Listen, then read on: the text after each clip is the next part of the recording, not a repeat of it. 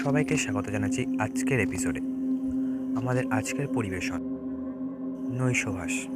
এই গল্পটি সম্পূর্ণ 18+। যে সমস্ত ছোটো বন্ধুরা আমাদের এই গল্পটি শুনছেন তাদেরকে অনুরোধ করব এই গল্পটি স্কিপ করে যাওয়ার জন্য। এই গল্পটি সম্পূর্ণ বয়স্কদের জন্য। আজকের গল্প পাঠে আমি সন্দীপ।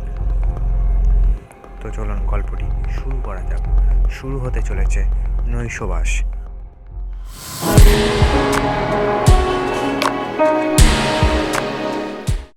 মাঝরাতে মীরার ডাক শুনলাম জানলার পাশে। এই একটু আসবা বাইরে। আমি তো নিজের কানকেও বিশ্বাস করতে পারলাম না। মীরা আমায় ডাকছে, এও কি সম্ভব? তাও আবার মাঝরাতে। নিজের কাছেই ব্যাপারটা স্বপ্নের মতো মনে হচ্ছিল। তবুও সেই স্বপ্নকে ছুঁতেই দরজা খুলে বেরিয়ে গেলাম বাইরে। মীরা আমাদের প্রতিবেশী। 2 মাস হলো ভাড়া এসেছে আমাদের পাশের ফ্ল্যাটে। আমি খুবই ভদ্র টাইপের ছেলে। 2 সেকেন্ডের বেশি কোনো মেয়ের দিকে তাকাতেই পারি না। মীরার দিকে ঝাড়া 10 মিনিট তাকিয়ে রইলাম। এত সুন্দর মেয়েটা, ওকে না পেলে যে জীবন বৃথা। কিন্তু ওকে মনের কথাটা কীভাবে বলি? ছোটো বোনটোনো তো নেই যে কোনো রকম মেসেজ পাঠাবো বা মোবাইল নাম্বার FB আইডি জেনে নেব। শেষমেশ ঠিক করলাম নিজেরই কিছু করতে হবে। মীরা বিকেলে ছাদে যায় ফুল গাছে জল দিতে। আমিও গেলাম একদিন। গিয়ে এপাশ ওপাশ করছি, হাঁটাহাঁটি করছি। মীরার সামনে আর যেতে পারছি না। শেষে এক বুক সাহস সঞ্চয় করে মীরার সামনে গিয়ে দাঁড়ালাম। অনেক কষ্টে মুখটা খুললাম, কিন্তু মুখ দিয়ে কোনো কথা বেরোলো না। কি বলবো বুঝতে পারছি না।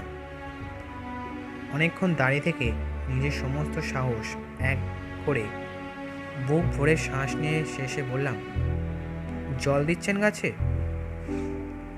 মীরা বিরক্তি নিয়ে ভ্রু কুঁচকে আমার দিকে তাকিয়ে বলল, জল দিচ্ছি।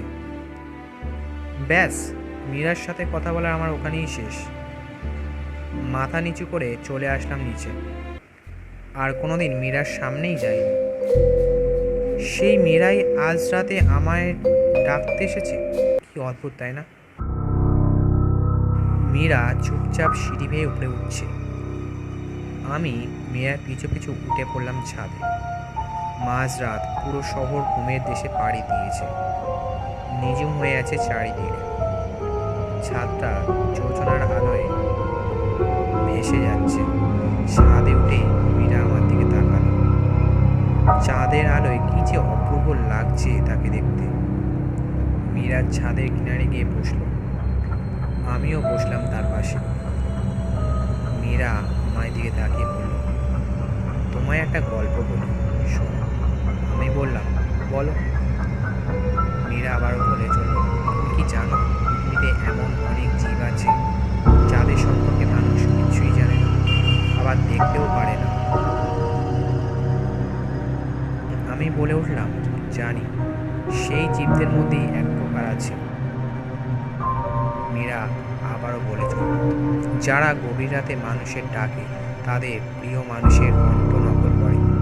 সেই জীবটা ডাকে একবার, দুবার, কিন্তু 3 বার ডাকতে পারে না। কেউ যদি 3 বারের আগেই ডাকের উত্তর দিয়ে দেয়, তবে সে ফাঁদে পড়ে যায়। সেই জীবটা তখন লোকটার প্রিয় মানুষের রূপ ধরে নিয়ে লোকটাকে আকর্ষণ করতে থাকে, তাকে ভুলিয়ে ভালিয়ে নিয়ে যেতে থাকে। মজার ব্যাপার, তাই না? সেই প্রিয় মানুষকেই ওই লোকটা ছাড়া কেউ দেখতে পারে না। এরপর সেই জীবটা ওই লোকটাকে নিয়ে যায় বিপজ্জনক কোনো জায়গায়। শেষে তার জীবন নিয়ে নেয়। আমি কিছুক্ষণ মীরার দিকে তাকিয়ে রইলাম, কিছু বললাম না। মীরা আবারও বলতে থাকলো, এই ছাদের এই সাইডে রেলিং দেওয়া নেই? আমি এখন ওই ধার দিয়ে হেঁটে যাব। তুমি আসবে আমার পিছু পিছু।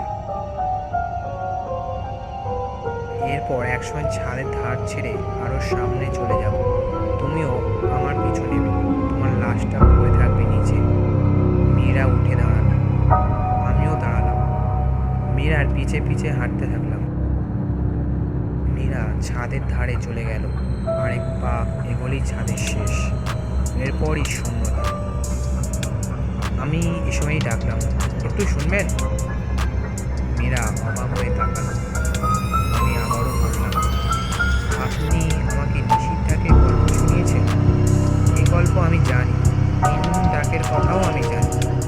আপনি প্রথমবার ডাকতেই আমি বুঝেছিলাম আপনি মীরা নন। তবুও আপনার পিছু নিয়েছি কেন জানেন? মীরা মাথা নাড়ল।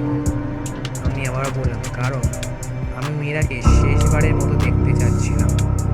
আমি জানতাম মীরা কোনোভাবেই আমার হবে না। আজ বিকেলে ওকে এক ছেলের সাথে হাত ধরাধরি করে হাঁটতে দেখেছি আমি। এরপর থেকে আমার মন ভেঙে গেছে। আমি চাইছিলাম একবার, শুধু একবার মীরার সঙ্গে কথা বলতে। আপনি ডাকতেই আমি বুঝলাম সে সুযোগ আমি পাবো। হোক না নকল মীরা, মীরা তো আমার আর দুঃখ নেই। আপনি এখন যেখানে নিয়ে যেতে চাইবেন আমাকে, আমি সেখানেই যাব। মীরা অবাক হয়ে তাকিয়ে রইল আমার দিকে। এরপর তাও হয়ে গেল। এরপর থেকেই প্রতি রাতেই মীরা আসে আমার কাছে, মিষ্টি করে ডাকে। আমি এক ডাকেই তার কিছু নেই। ছাদে বসে সারা রাত গল্প করি আমরা। ভোরের আলো ফুটতেই মীরা বিদায় নেয়। আমাদের রাতগুলো এইভাবেই কেটে যায়। তো গল্পটি কেমন লাগলো অবশ্যই কমেন্ট করে জানান আমাদেরকে। এছাড়াও আমাদের ফেসবুক পেজে ফলো করতে পারেন।